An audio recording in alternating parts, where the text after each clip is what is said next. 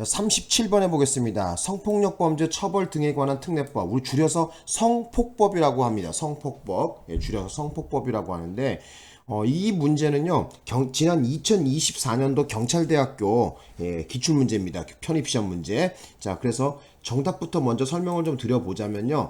답은 4번이거든요. 5번이거든요. 5번 가서 설명드리고 또 설명을 드려보겠습니다. 5번 답 체크하시고요. 읽어보겠습니다.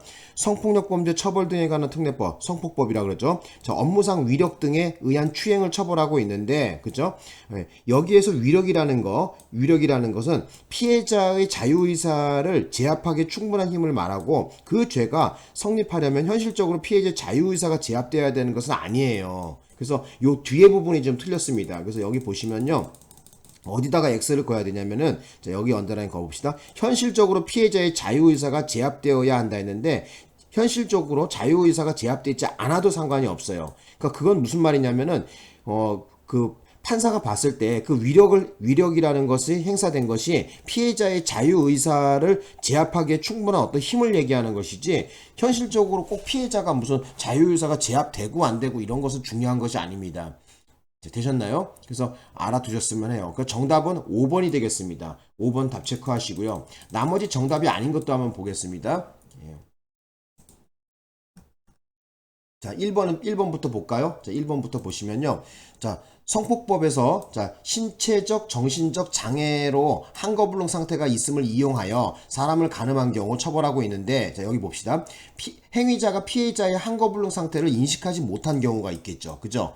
정상인인 줄 아는 경우, 정상인인 줄 알고 간음을 했다는 거죠. 자, 강간을 한 경우. 자, 이런 경우에는 어떻게 되는 거야? 이용했다고 볼 수가 없겠죠. 그죠? 맞는 얘기입니다. 그래서, 여기서 말하는, 그죠? 한거불능 상태가 있음을 이용해야 된다 했는데, 그때 피해자가 한거불능 상태가 인지 아닌지 인식하지 못한 경우에는 이 법조항을 적용할 수가 없습니다.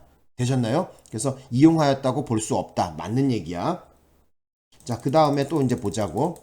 그러니까 쉽게 얘기하자면 뭐야, 주관적 구성요건 요소에 해당되는 바로 그 고의에 관련된 건데, 자, 이 경우에는 지금 이용이라고 보지 못한다는 것이죠. 그죠? 한거불능 상태가 있음을 이용하여 이렇게 나왔는데, 지금 피해자가 한거불능 상태가 인식하지 못했다는 것은 뭐야?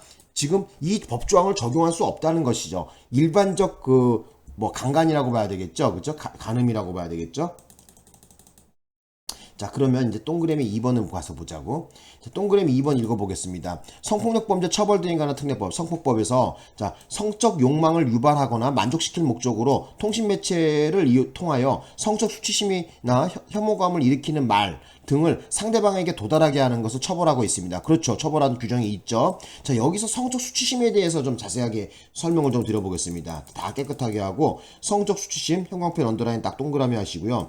성적 수치심의 유발 여부에 대해서 지금 어떻게 우리 대법원은 보고 있냐면, 피해자와 같은 성별, 그죠? 그리고 연령대, 그리고 일반적이고 평균적인 사람들을 기준으로 해서 판단을 한다. 이렇게 나와 있어요. 그래서 여러분들이 아셔야 되는 것은 뭐냐면, 이 성적 수치심의 유발 여부에 대한 그 기준점, 그 잣대의 기준점이라는 것은 피해자와 같은 성별, 그죠? 남자면 남자, 여자면 여자. 그래서 그 연령대, 또 비슷한 그 또래 있잖아, 연령대. 그리고 일반적이고 평균적인 사람들이 판단하는 어떤 그런 수치심이라든지 이런 것을 말하는 것이죠. 그래서 여기 맞는 얘기입니다. 이것도 동그라미 2번도 깨끗하게 하고.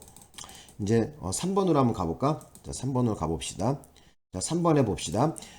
성폭법에서, 자, 정신적인 장애가 있는 사람에 대한 강간추행, 자, 처벌하고 있죠. 그죠? 자, 이 경우에 정신적인 장애가 있는 사람이라는 것을 말할 때는 꼭 무슨 장애인 복지법에 따라서 거기에 장애인 등록이 됐니 안 됐니가 중요한 것이 아니라, 현실적으로 그 사람이 지금 정신적 장애가 있는 사람이라고 한다면, 그죠? 정신적인 장애가 있고 약간 우리가 모질한다고 해야 되나, 좀 정신적으로 뭐라 그래야 돼요? 정신 질병이 있는 사람들 있잖아요. 이런 사람들을 얘기하는 것이지, 여기서 꼭 무슨 장애인 복지 카드라든지 장애인 등록이 되니 안 되니 이런 건 중요한 게 아니야.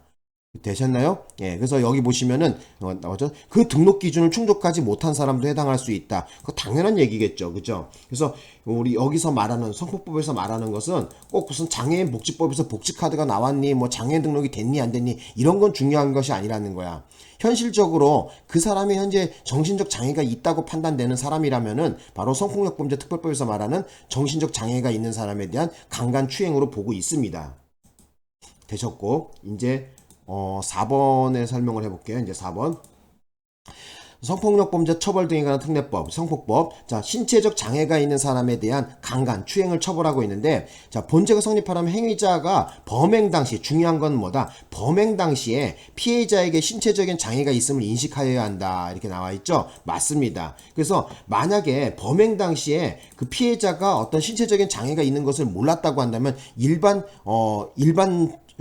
강간죄로 봐야 되겠죠. 그죠? 그죠? 그래서 여기서 말하는 거 좀 아셨으면 합니다. 중요한 것은 그 타이밍이 중요한데, 성폭법에서 말하는 그 범행 당시, 그죠? 그 특례법을 적용하려고 한다면, 범행 당시에 피해자가 신체적인 어떤 장애가 있다는 것을 인식을 해야 됩니다.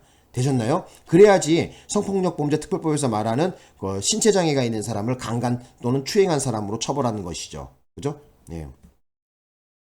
자, 어쨌든 이렇게 좀 정리하시면 될 것 같아요. 그래서 다시 한번 뭐 정리하는 단계에서 말씀을 좀 드려보자고 한다면은 정답은 5번을 체크하시고요. 그래서 성폭력범죄 특별법에서 말하는 그 위력이라는 거, 그 위력이라는 것은 여기서 말하는 거죠. 피해자가 자유의사가 제압되기 충분한 어떤 힘이 있으면 되는 것이지 그것이 현실적으로 어떤 자유의사가 제압되어야 하는 것은 아니라는 거 꼭 좀 당부드리겠습니다.